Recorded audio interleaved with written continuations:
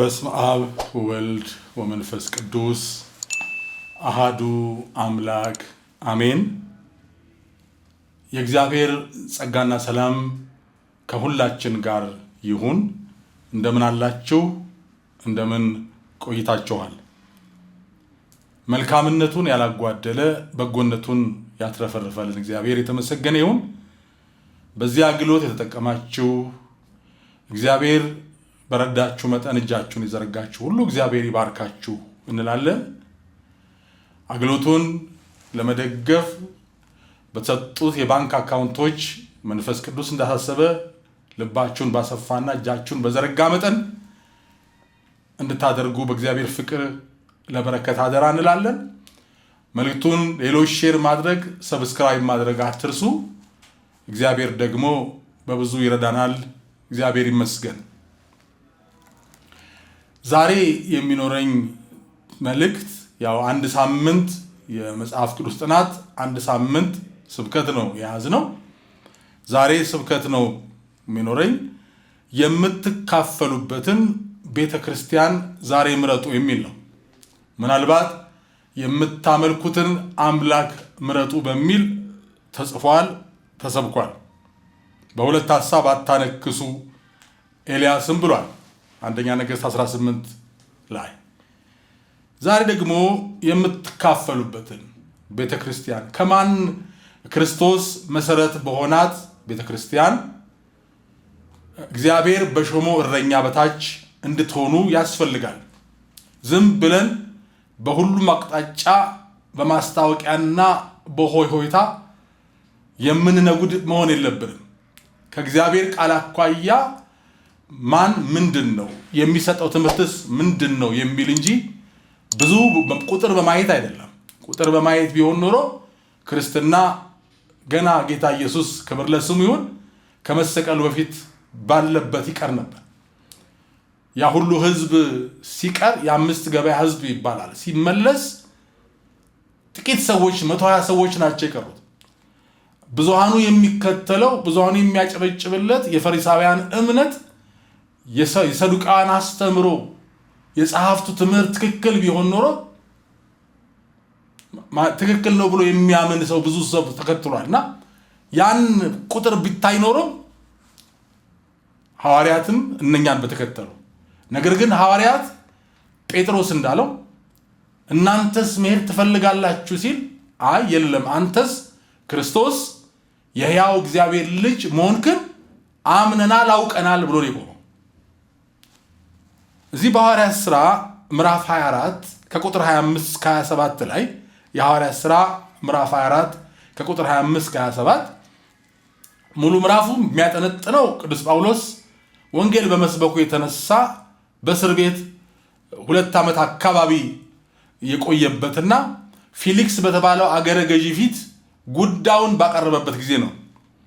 የሚገርመው ለይግባኝ ነበር የቀረበው። ቅዱስ ጳውሎስ የመንግስት ባለስልጣን ነው፣ ገንዘብ አለው፣ ስልጣን አለው፣ የወደደውን ማድረግ ይችላል። ስለዚህ ልለማመጥ እንደው ነገሬን ኮምፕሮማይዝ ላመቻምቸው አላለም። የሚያምንበትን እውነት በትክክል ነው የነገረው። አጋጣሚውን ለግል ጉዳዩ አልተጠቀመበትም። ነገሩን ለማስረዳት መበደሉን ለማመልከት አልተጠቀመበትም። ቀጥታ የሰበከው የነገረው የታሰረትን ሰንሰለት የለበሰለትን በደማስቆ ጎዳና አይኑን የገለጠለትን። ምክንያቱም ጳውሎስ የሚያመልክበትን ህብረት ከምኩራብና ከቤተ ክርስቲያን የመረጠው ደማስቆ ጎዳና ላይ ነው። ወደ ደማስቆ ሲጓዝ እሱ ፈሪሳዊ የነበረ የአይሁዳን ሸንጎ ተከታይ የነሱ ሰባኪ ነበር። ከነሱ አገልግሎት ጋር ስለሚኖር ወረቀት ጽፈው አሳድ ብለው ልከውት ነበር። ነገር ግን በደማስቆ ጎዳና ልቡን ስላየ አንዳንድ ሰዎች እግዚአብሔርን ቃል ሲቃወሙ ሳያውቁት እግዚአብሔርን ያገለገሉ መስሏቸው ነው። በዚህ ዘመን ምናልባት ጥቂት ይኖር ይሆናል። ብዙዎች ግን የእውነትን ቃል በማጣመም ልክ ያልሆነውን ነገር ልክ ነው ብለው ድርቅ ብለው ለመድረክና ለዚህ ዓለም ክብር ሲሉ ቆመዋል። ለዚህም ነው ፈሪሳውያኑ የዚህ አይነት ህይወት አላቸው። ወንጌል እንደ ጳውሎስና ጳውሎስ እንደላኩት የፈሪሳውያን ሸንጎ ትመስላለች ዛሬ። እውነት እንደሆነ ያውቃሉ። ጌታ ኢየሱስ እውነተኛ አምላክ ክርስቶስ እንደሆነ ያውቃሉ በመጽሐፍ ቅዱሳቸው፣ በትንቢቶቻቸው፣ በመጽሐፍታቸው። ነገር ግን ከነሱ ሐሳብ ጋር ስላልሄደ ከነሱ ሐሳብ ጋር ስላልሄደ እነሱ እንደፈለጉት ስላልመጣ ብቻ ወንጌልን ገፍተዋል። ጳውሎስ በደማስቆ ጎዳና አየ፣ መምረጥ እንዳለበት ተረዳ። በብርሃን የመጣውን ያን የከበረ ሰው ከመሬት ደባልቆ የልቡን ገልጦ ብርሃን የገለጸለትን እውነት ያሳየውን ጌታ ሲያይ መረጠ። ደማስቆ ገብቶ ማሳደዱን ጥሎ ኢየሱስ ክርስቶስ እርሱ መሲህ ነው፣ አዳኝ ነው ብሎ መስበክ ጀመረ። ምንም ወደኋላ አላለም፣ መረጠ። ስለዚህ እንዲህ ስለመረጠ አሁንም እስር ቤት ላይ ያለ ለመፈታት በር ክፍት ሆኖ እያለ ፊሊክስ ከጳውሎስ ጉቦ ነበር የፈለገው። ትንሽ ሳንቲም ጠብ ቢያደርግ የሚያገለግላቸው ሰዎች እንኳን ለሱ አይደለም አገር መስሪያ ገንዘብ መሰብሰብ ይችላል፣ ይወዱታል። ሲኖር ለራሱ አልተጠቀመም። መድረክ የእግዚአብሔር አገልግሎት እግዚአብሔር የሰጠን ህዝብ ለኛ አንጠቀምበትም። ለኔ ጥቅም አይደለም። ህዝቡም መንጋውም አገልግሎቱም የእግዚአብሔር ነው፣ እኔም የእግዚአብሔር ነኝ ብሎ ማሰብ ያስፈልጋል። እና ፊሊክስ ገንዘብ እንደሚያገኝ ከጳውሎስ ያውቃል። እየሰበሰበ ድሆችን የሚረዳ ከአሕዛብ ቤተክርስቲያን ገንዘብ ሰብስቦ የመጣ እንደሆነ ገንዘብ ዱጋ እንደማይጠፋ ያውቃል። ጳውሎስ ግን ያን ገንዘብ ለራሱ ነፃ መውጫ አልተጠቀመበትም። አጋጣሚውንም ብሶቱን ለመናገርም አልተጠቀመበትም። ወንጌልን የሰበከው ምን አለው? ሁሉን ትቶ እርሱም አለ ጳውሎስ ስለ ጽድቅና ራስን ስለ መግዛት ስለሚመጣውም ኩነኔ ሲነጋገር ሳለ ፊሊክስ ፈርቶ አሁንስ ሂድ በተመቸኝ ጊዜ ልክ ያስጠራሃለሁ ብሎ መለሰለት። ያን ጊዜም ደግሞ እንዲፈታው ጳውሎስ ገንዘብ ይሰጠው ዘንድ ተስፋ አደረገ። ስለዚህም ደግሞ ብዙ ጊዜ እያስመጣ ያነጋግረው ነበር። 2 ዓመትም ከሞላ በኋላ ጶርቅዮስ ፊስጦስ በፊሊክስ ፋንታ ተተካ። ፊሊክስም አይሁድን ደስ ያሰኝ ዘንድ ወዶ ጳውሎስ እንደታሰረ ተወው ይላል። ጳውሎስ በስጋ የታሰረው፣ ፊሊክስ ግን በነፍስ ነው። ያ ቁጭ ብሎ የተመካበት ስልጣን ምን ሆነ? ሌላ ሰው ተሾመበት።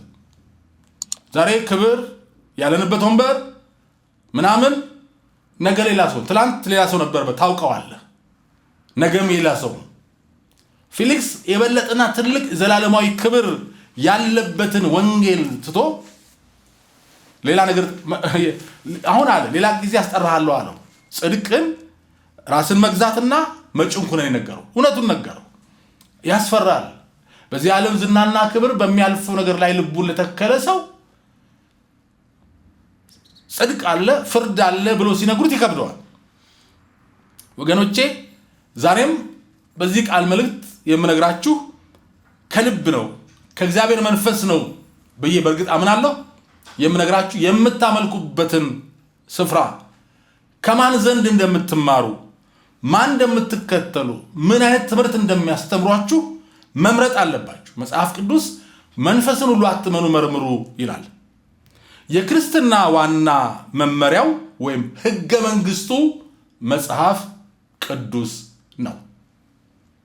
ቤተክርስቲያን ከሁሉ በላይ የበለጠ አባት ብላ የምትጠራው መጽሐፍ ቅዱስን ነው። ሌሎች አዋልድ ናቸው፣ ልጆች ናቸው። ስለዚህ ልጆች የግድ አባታቸውን መምሰል አለባቸው።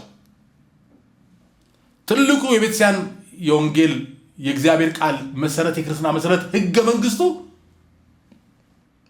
መጽሐፍ ቅዱስ ነው። የአንድ ሀገር የህግ ቁንጮ ህገ መንግስት ነው ይባላል። እሱ ለውም ከመንግስታት ጋር ይሻላል። የማይሻር የክርስትና የቤተክርስቲያን ህገ መንግስቷ መመሪያዋ መጽሐፍ ቅዱስ ነው። እኔ እግዚአብሔር የተመሰገነ ይሁን ከዛሬ 32 ዓመት በፊት ነው ከጠንቋይ ቤት ከአዳሚነት ሽርጥ አሸርጦ ጀበና ስር የፈላ ጀበና ጭንቅላት ላይ ተሸክሞ ጫት ከማኘክና ቡና ከማንቃረር ስር የጠራኝ ጌታ ነው። እግዚአብሔርን አመሰግነዋለሁ። ሞት ደጄ በሚያንኳኳበት ሰዓት በምን ወጣ ብትሉኝ ማንም ሰባኪ ሰብኮኝ አይደለም። ሰው ሲሰብክ አያስፈልግም ያልባል። ከ10 ምናምን ዓመት በላይ ከልጅነት ጀምሮ እንዳቃዠኝ ትራስጌ ያስቀመጥኩት መጽሐፍ ቅዱስ ነው። ገልጬ ማንበብ ሲጀምር ነው ሁሉ ነገር የተገለጠልኝ። ዛሬም የእግዚአብሔር ቃል ከመሳለምና ሰውነታችንን ከመደባበስ በላይ ልንገልጠውና ልናነበው ሚስጥሩ ልንረዳና ልንታዘዘው ይገባል።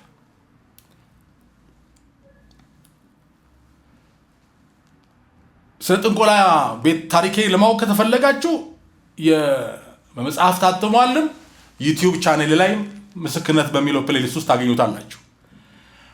የነገረው ለፊሊክስ ጽድቅ አለ። መጀመሪያ የነገረው ጽድቅ ነው። ጽድቅ ምንድን ነው?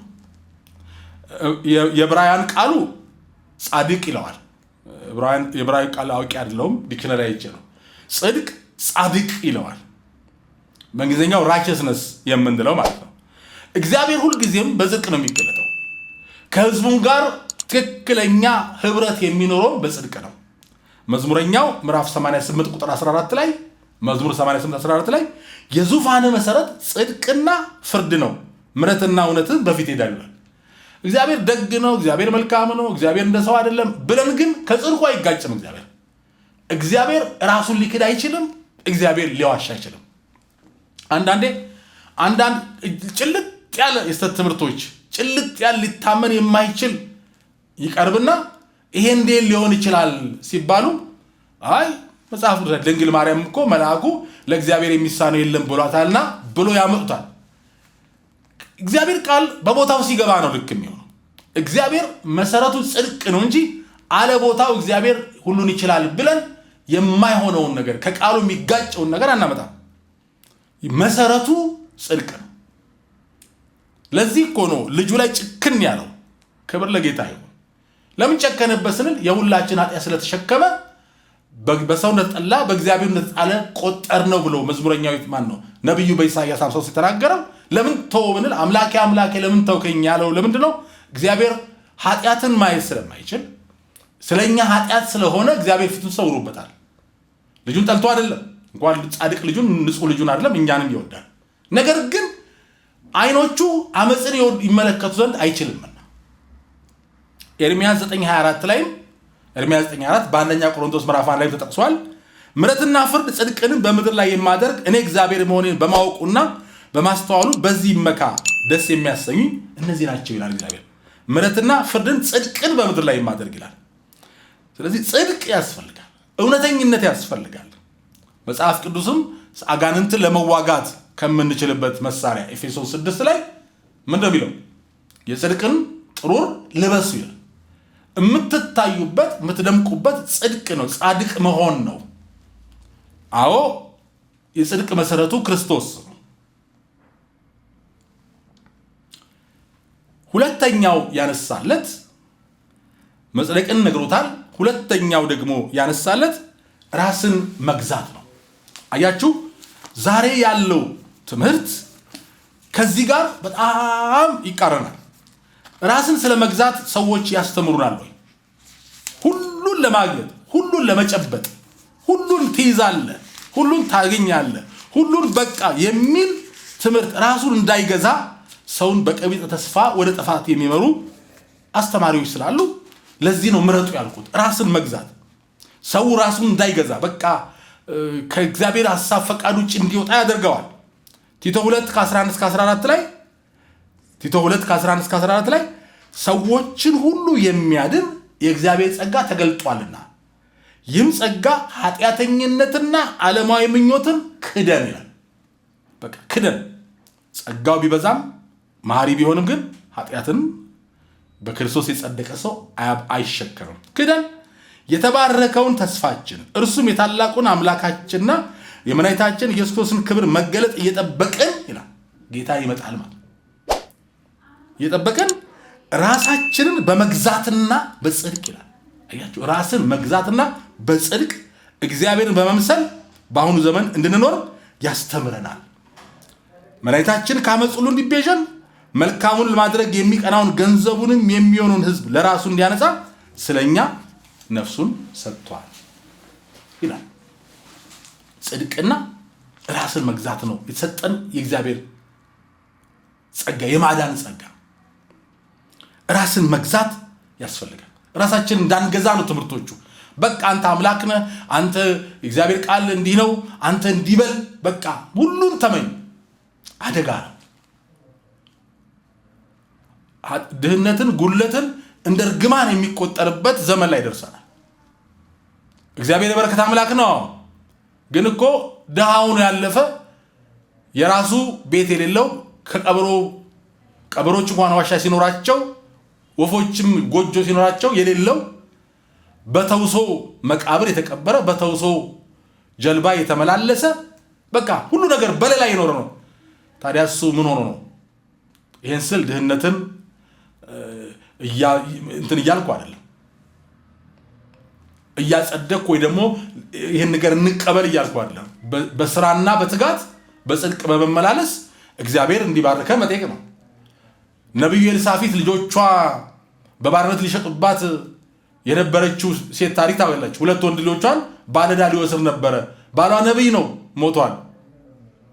ባለዳ ቤቷ ውስጥ ምን አለች ስትባል አልጋ፣ ወንበር፣ ጠረጴዛ አላለችም።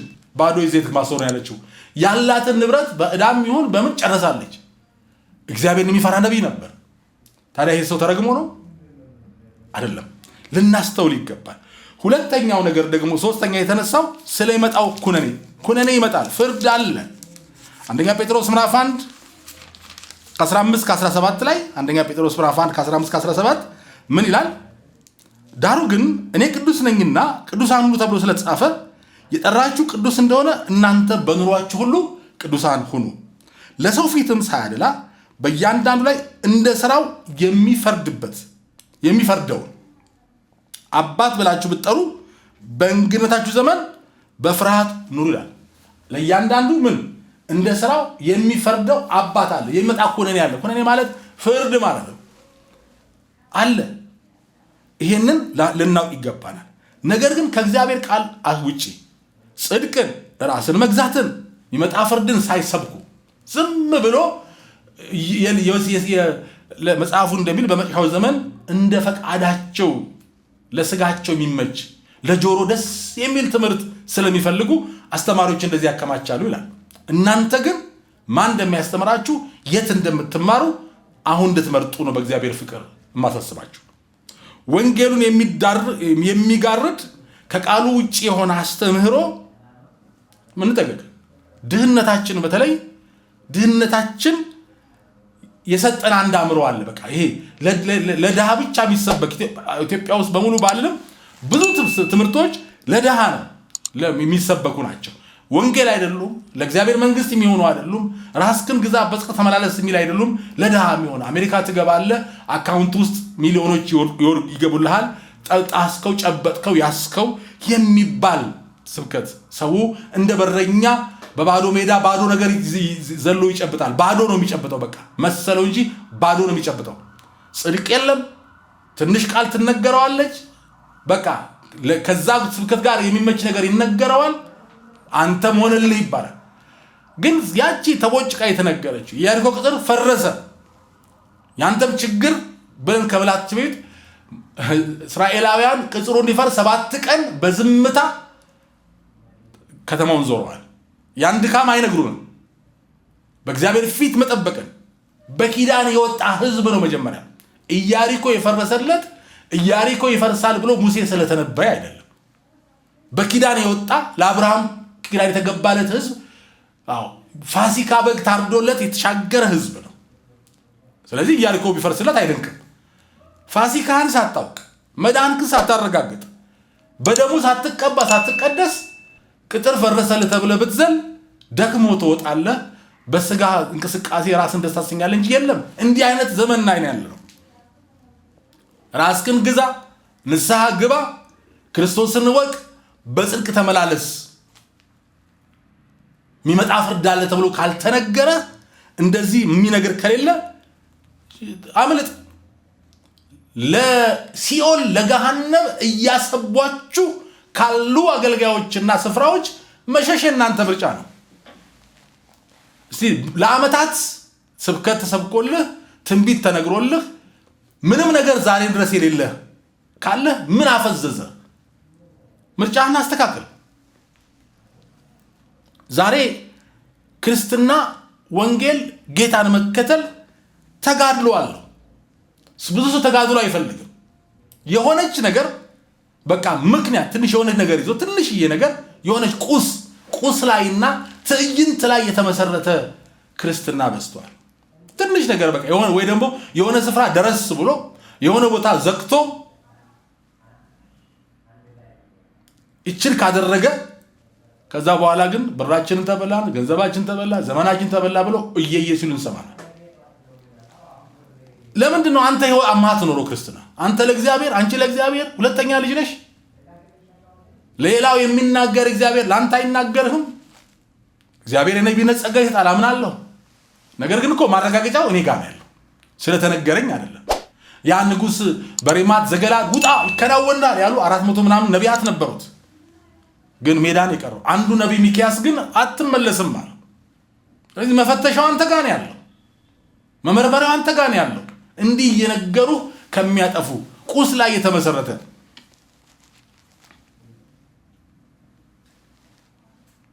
ተጋድሎ ስለማንፈልግ በጽድቅ መኖር ስለማንፈልግ በቃ የሆነች ነገር አድርገን እንዳሻ ትኖራለህ። ሌላ ሰው ይጸልይልሃል። ችግር ሲያስፈልግ የሆነች ነገር የሆነች ዕቃ የምትሰጥ ነገር አለች ወይ የሆነ ቦታ ሄደህ ትመጣለህ። የሆነ ነገር ትሸከማለህ፣ በሆነ ነገር ውስጥ አልፋለህ። ወይ የሆነ አገልጋይ ብለህ ያልከው ምስል አለ። ዛሬማ የሚያሳዝነው የከሌ አምላክም መባል ተጀምሯል። ለምን እግዚአብሔርም የከሌ አምላክ ከተባለ ለኔ ጥያቄ አለብኝ።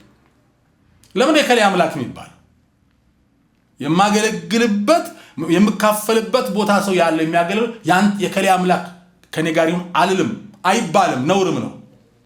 እግዚአብሔር አምላክ የኔ አምላክ ነው። የአብርሃም አምላክ ሲባል ሰምተናል። አብርሃማዊ ህይወት አላቸው። ለምን ነው የከሌ አምላክ ብላችሁ ጥሩ የሚባለው? ያ መጠየቅ አለብን።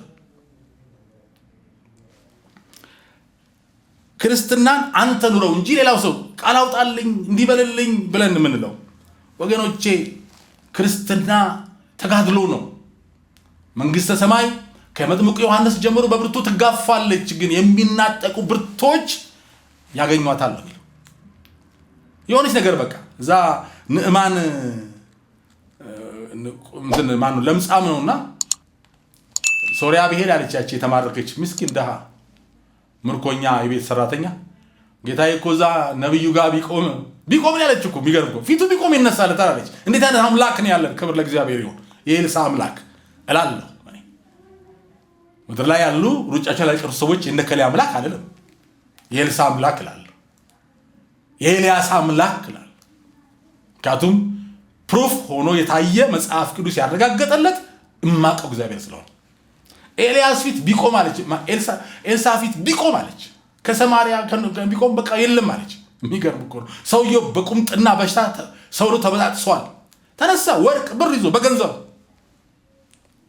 ወገኖቼ፣ እንደ ንዕማን ገንዘብ ቢቀርብልን የመጣው ወርቅና ብር እኮ ገንዘብና ጨርቅ ማዕት ነው። ንዕማን ማን ነው? ጊያዝ ልቡን የሰረቀው ግን ኤልሳ ኩርት አለ። ያለው አምላክ ወገኖቼ፣ ገንዘብና ቁስ ልባችሁን አይግዛው። አያስፈልግም ባልልም አይግዛው፣ የበለጠ ነገር አለ። ከዛ ነብዩ ወጣ ሳይል እዛ ውስጥ እንዳለ ህግ ስለሆነ ነው፣ ያው ለምጻም ጋር ስለማይገነጋጋ ሄድና ዮርዳኖስ ጸበል ዋ ብቅ ጥልቅ ብላለሁ። እንዴ ደሞ አለ እንዴ ደሞ እኔ ወንዝና ውሃ ማይጠፋ ሊኖር ይችላል፣ ግን እስራኤል ውስጥ ያለው እግዚአብሔር እግሮች የተመላለሱበት የኪዳን ሀገር ያለው ውሃ ግን ይለያል። አልፈልግም ብሎ ተባለ። እኔ እኮ መጥቶ የሆነ አምላክ ስም ጠርቶ የሆነ ነገር አድርጎልኛል። እንዲህ እኮ ነው የምናመልከውላችሁ። የሆነ ነገር አድርጎልን፣ የሆነ ነገር በተን አድርጎልን፣ የሆነ ነገር ሰጥቶን መጥቀስ ማልፈልጋቸው አጸያፊ ነገሮችም ይደረጋሉ። ራስን የሚያዋርድ ነው፣ ሰይጣን ነው ራስን እንድታዋርድ የሚያደርግ። የሰው ፊት ጥራጊ ወጣጣታ የሰው ግር ጣቢ ጠጣ፣ ይሄ ሰይጣን ነው እንደዚህ የሚያደርግ። ምክንያቱም ሰይጣን የእግዚአብሔር ክብርና ምሳሌ ያለበትን ሰው ማዋረድ ይፈልጋል፣ ሙርደት ይፈልጋል።